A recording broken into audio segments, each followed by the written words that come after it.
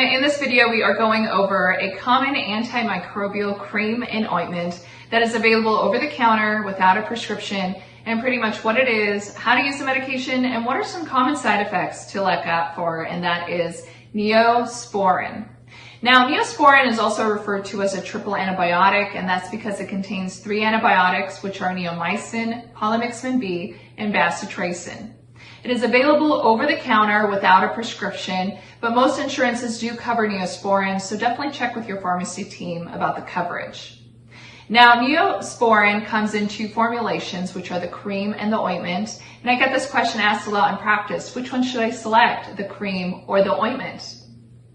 Now, to simplify things, if you have minor cuts, scrapes, or burns, the cream is a better option. If you have deep cuts, scrapes, or burns, the ointment is a suitable choice. Now, when you do pick up your medication from the pharmacy, it should come in a package similar to this one. When you open up the package, the cream and the ointment should come in a similar tubing to this one.